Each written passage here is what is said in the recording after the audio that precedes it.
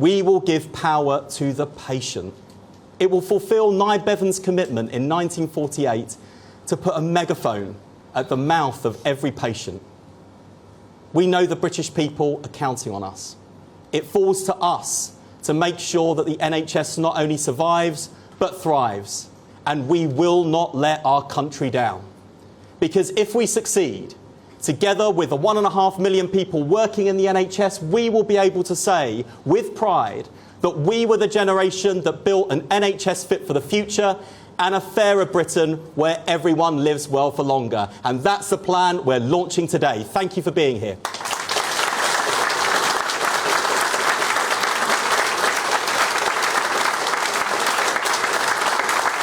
Now, I'm afraid I have to hot-foot it back to Parliament to make a statement to MPs and take their questions.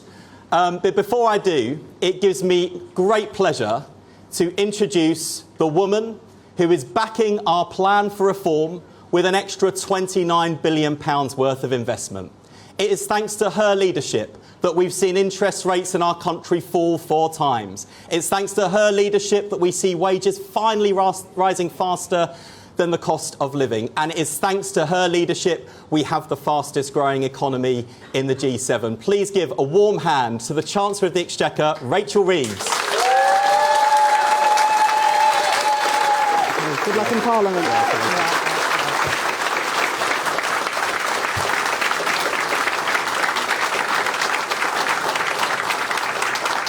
Thank you. Thank you very much. It's great to be here today. Thank you, Wes, and it's great to be here today also with you, Keir. And today, of course, is the eve of the 77th birthday of our National Health Service. A service, as Wes said, that was created by a Labour government. It was protected by a Labour government in 1997, and we will now be the government that saved our National Health Service. Our 10-year plan will get our NHS back on its feet and make it fit for the future, led by our fantastic NHS staff, and a huge thank you to every single one of you.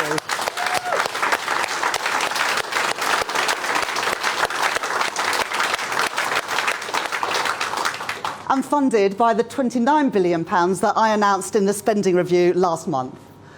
I want to be clear, we are spending money on taxpayers' priorities. But that wouldn't have been possible without the measures that we took in the budget last year. We fixed the foundations and we've put our economy back on a strong footing. Our commitment to the fiscal rules has meant that we can boost investment in our public services. The work that we've already done means that we have recruited 1,700 new GPs. We've cut waiting lists and we've delivered 4 million extra appointments in under a year. That's twice as many as we promised, and that wouldn't have been possible without all of you. Making this country fairer for those who have paid in all their lives by guaranteeing that the NHS will be there when they need it. That's vital for the millions of people who rely on our NHS. But it's also vital for our nation's finances. Because if people have timely treatment, they'll be able to return to work. If NHS staff don't have to spend all their time on endless admin and bureaucracy, then they're free to focus on the care that they are so good at delivering. And if we can prevent illness taking root in the first place, we can save on costly treatment, as well as the huge pain and heartbreak later down the line. So this is the right way forward. Good for the health of our nation and good for the health of our nation's finances. This government will always deliver on the priorities of ordinary working people. And I am proud that with this plan, the NHS will always be there for those who need it, for the next 77 years and many more beyond that too. Thank you very much.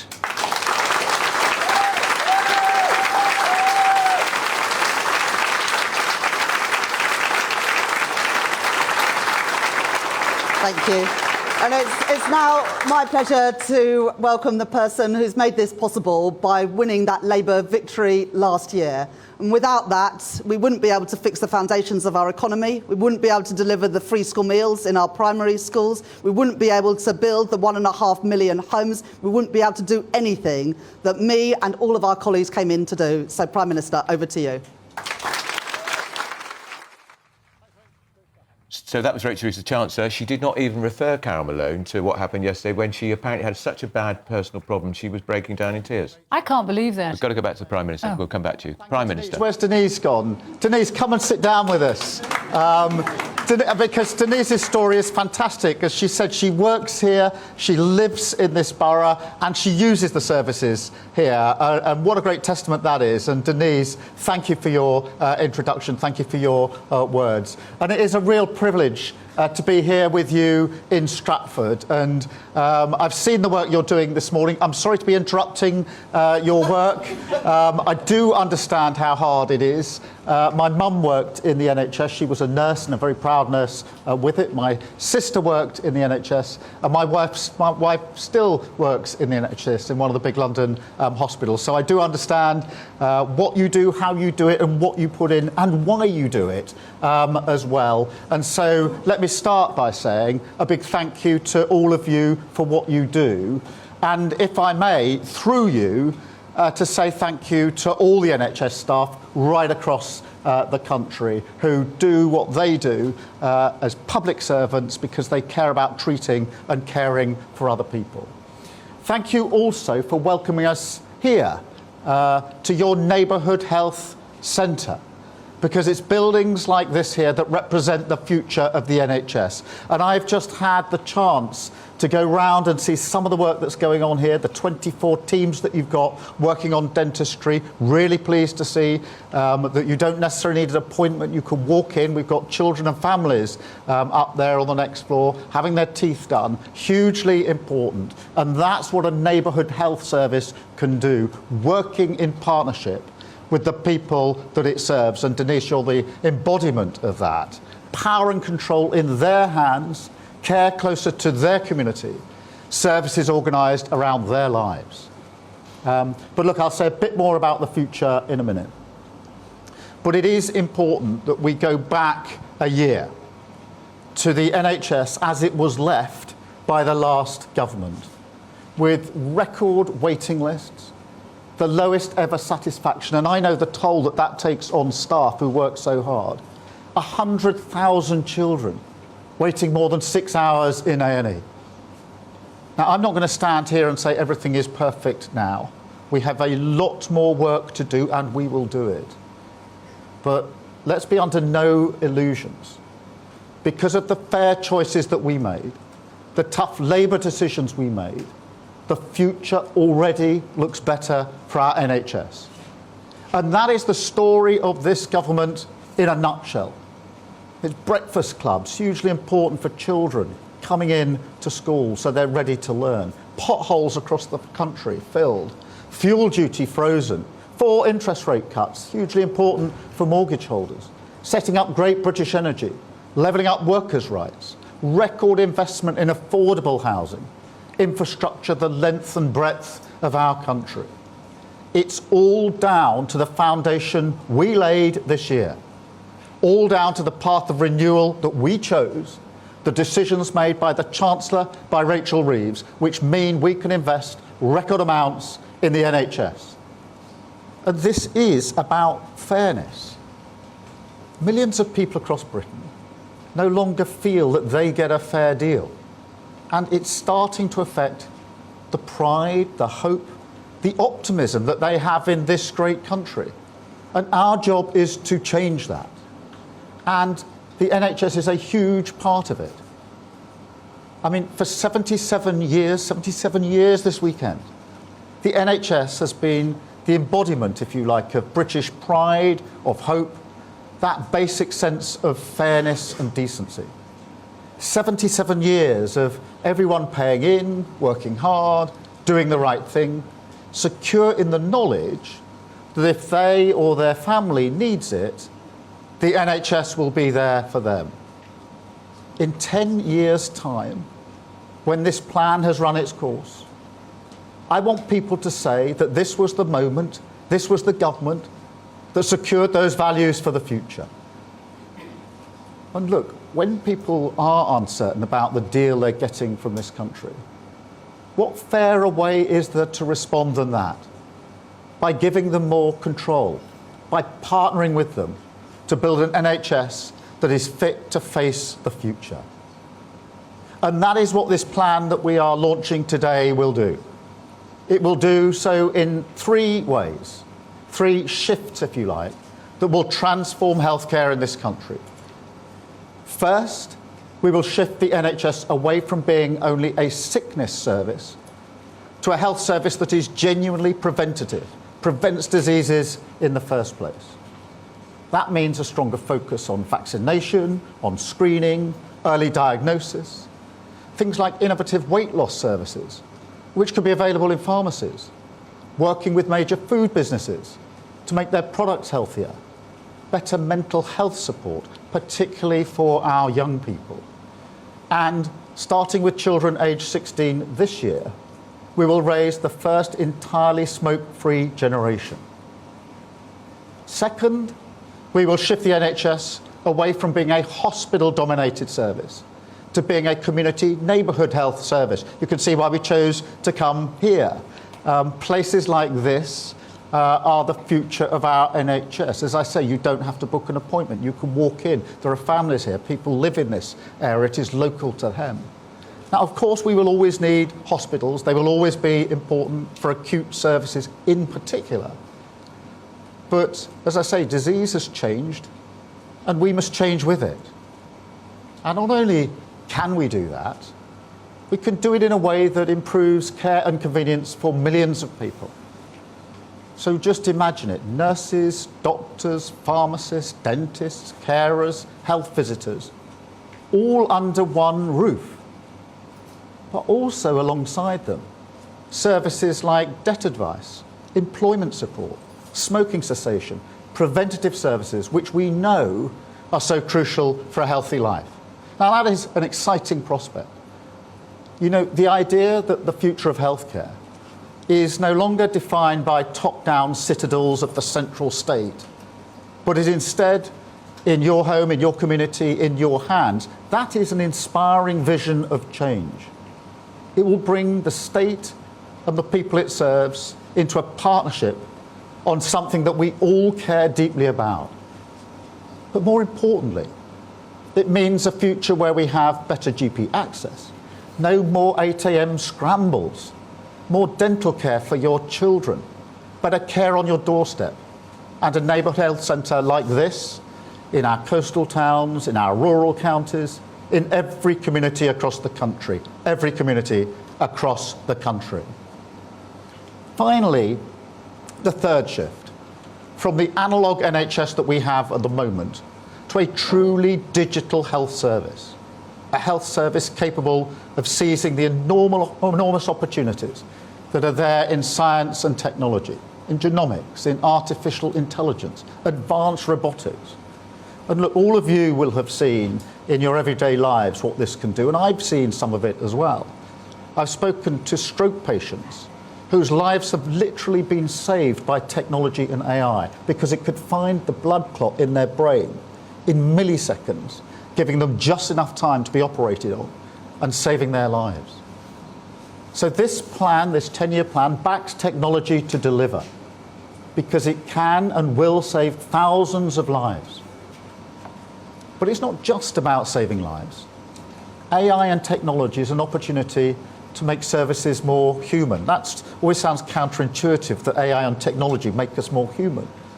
But it does, because what it gives all of you and all of your colleagues is more time to care, more time to do the things that only human beings can do, which is that care that is needed, the professional skills that you have. So this will make it a more human service as well. And it's not just cutting-edge stuff. Technology like phones in the pockets of everyone in this room. We can make use of that as well. Now, it's not often I invite people to look at their phones when I'm making a speech, but if you get your phone out and look, you've got lots of apps on your phone. Seriously, because what you're going to see on your screen if you have a look at it is that entire industries have reorganised around apps. Retail knows the power of it, transport, finance, weather, you name it, shopping. Why can't we do that with health? Why can't we have that app on your phone? Why not the NHS app on your phone? Making use of the same dynamic force, to cut waiting lists at your hospital, to make it easier to book an appointment with your GP, to give you more control over our health. There is no good reason why we can't. And so I'm announcing today, as part of this plan, that we can and we will transform the NHS app so that it becomes an indispensable part of life for everyone. It will become, as technology develops, like having a doctor in your pocket, providing you with 24 hours advice, 7 days a week. An NHS that really is always there when you need it. Booking appointments at your convenience, ordering your prescriptions, guiding you perhaps to local charities or businesses that can improve your well-being. And perhaps most importantly, holding all healthcare data in an easily accessible single patient record. Now, don't underestimate just how important that is. I've been up to Alderhay Hospital in Liverpool many times. It's a children's hospital. It's a brilliant hospital. And one of the times I was there, I went onto the ward where particularly young children were having heart surgery. I have to tell you, it was really humbling, both seeing what the children were going through and what the professional staff were doing. And when I went into a particular ward, I saw a 2-year-old boy who had just had major heart surgery. It's an incredible thing to see. And I spoke to his parents, who were, as you would expect, at his bedside, where they'd been throughout. And one of the things they raised with me is the distress that they felt, that they had to go through every condition he'd had and what happened to him, how it impacted him over and over and over again, when they went to Blackpool, when they went to Liverpool, when they got to Alderhay. And they were actually welling up, telling me, it's a really difficult story for us. This is really hard. And we don't want to keep on having to repeat it. Why couldn't it have been recorded in some accessible form the first time round? And I will remember their faces and that story they told me for a very, very long time. And we can fix that. We can make it more accessible. We can bring this together in one place.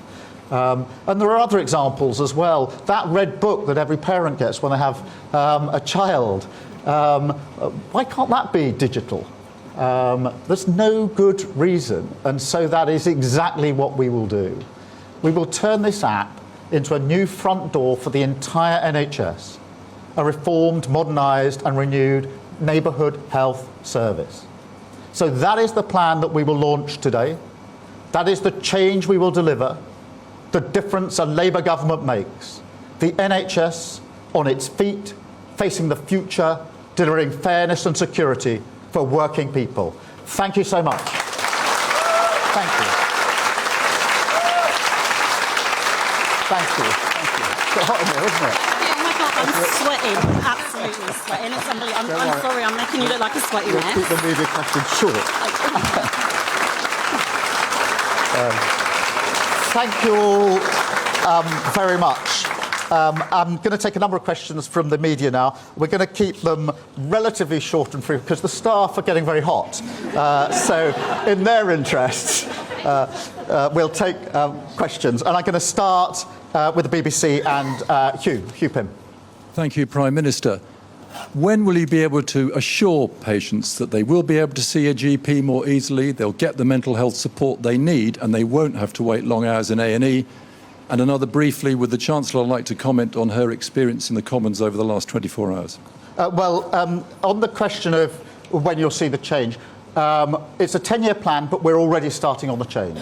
And Hugh, if you haven't had the opportunity, I would recommend walking around here, because a lot of what I've been describing in terms of neighbourhood centres, you will see here. Not all of it, of course, but you will see the teams doing the dentistry, people walking in.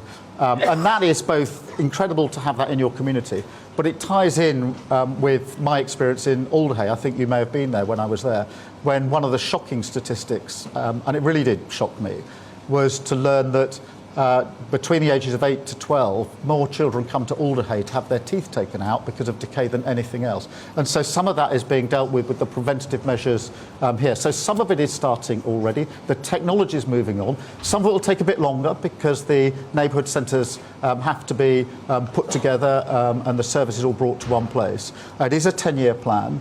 But we're beginning on it already. And what I have and my intention and determination is that as we look back proudly at the Labour government that created the NHS, and we do and celebrate it, and that's a good thing, I want in 10, 20, 30 years people to look back and say this was the government that seized the moment and reformed the NHS so that it's fit for the future and is still celebrated year after year after year.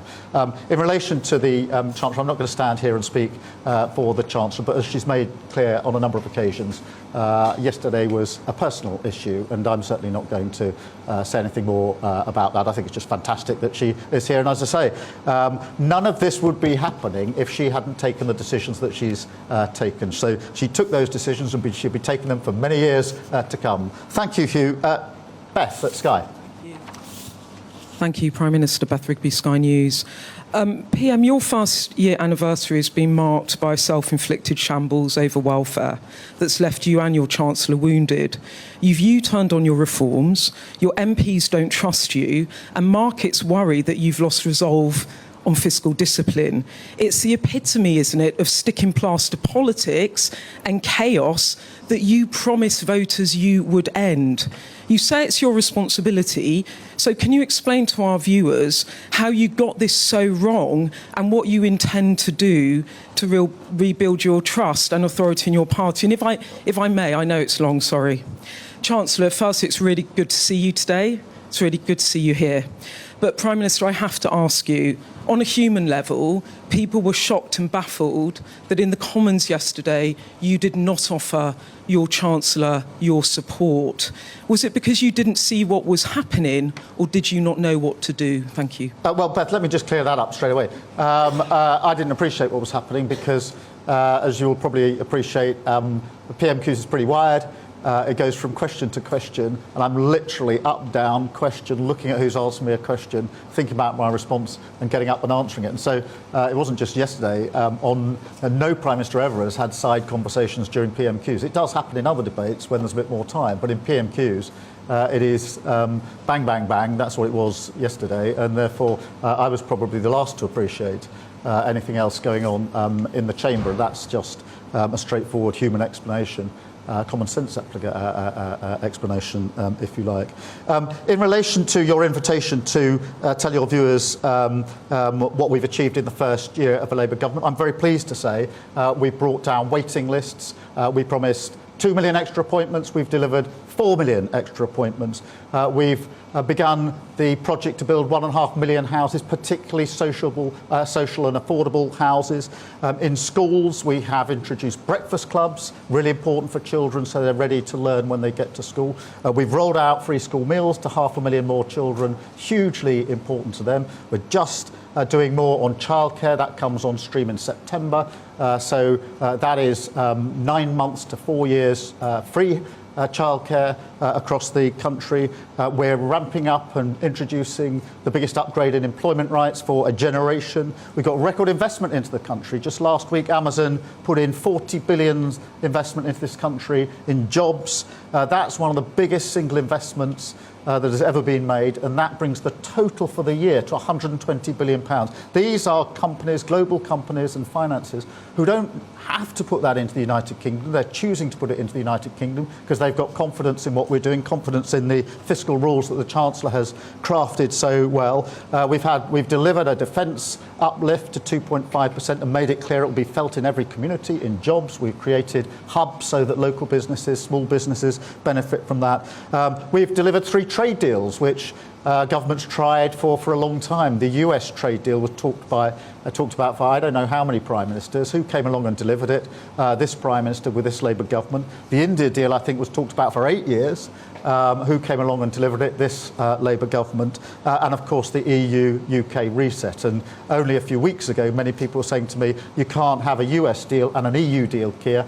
You've got to choose one or the other. And we've got both. And it's measured, Beth, by the thing that matters most to me, which is improving the lives of working people. And that trade deal with America was hugely important to JLR and the car manufacturing sector. And equally, the SPS agreement with the EU will bring down prices in supermarkets across the country. I could go on, Beth, but it's a long list of achievements of this Labour government, and I'm really, really proud of them. You had to collapse your welfare welfare reforms because you were going to lose a vote in the House of Commons. Are you just in denial? You've totally ignored my question.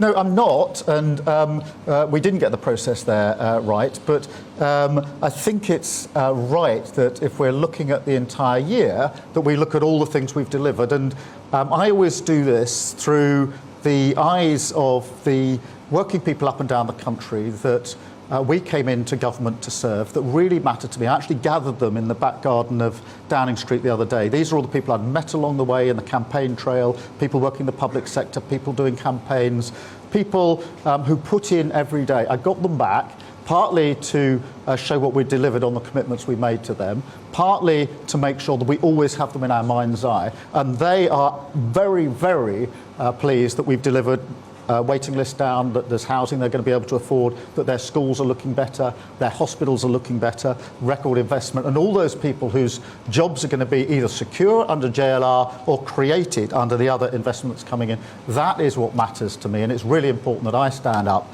and be absolutely clear. I'm very clear, I'm very proud of the decisions we've made.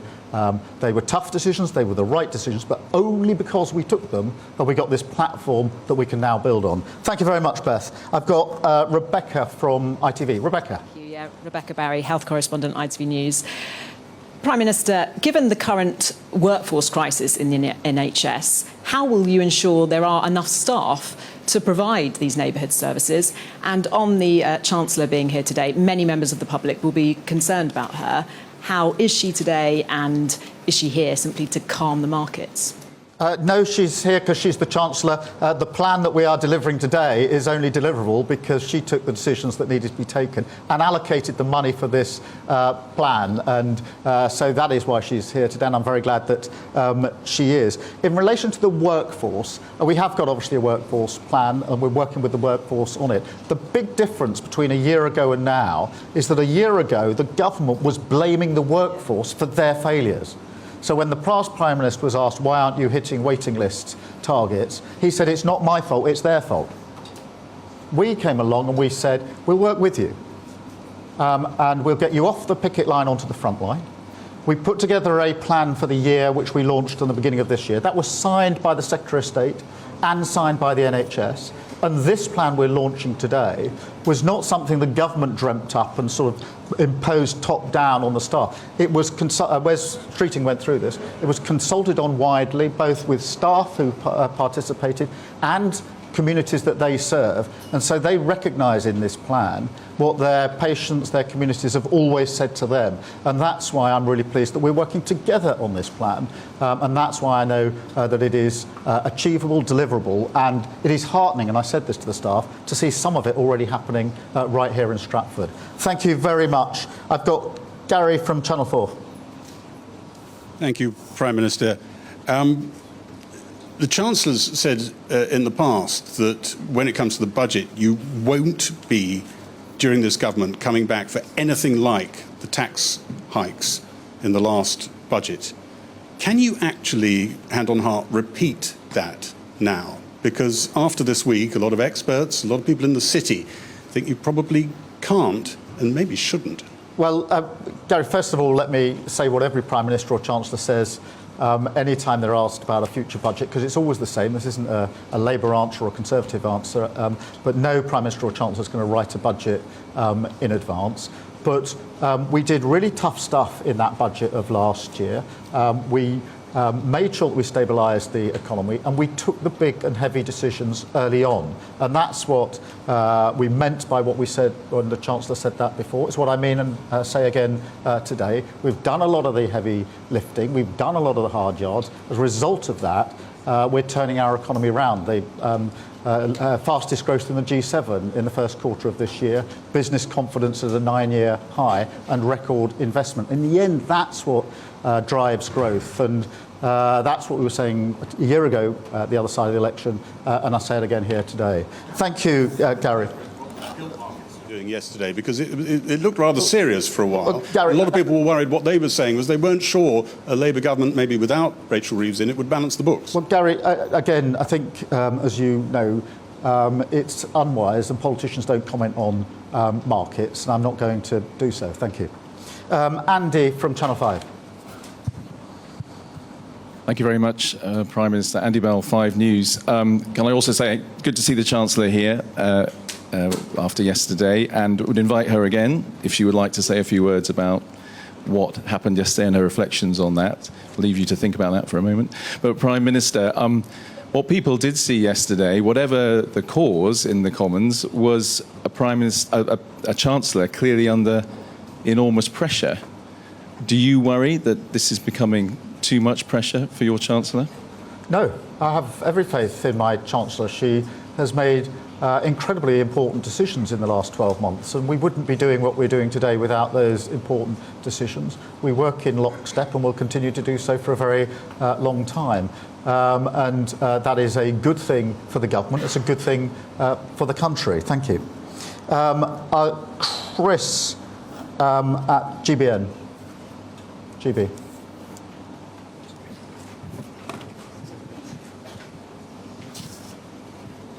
Thank you, Prime Minister. Your benefits climb down this week was humiliating, but for many it's depressing because only a Labour government can properly reform the benefits system.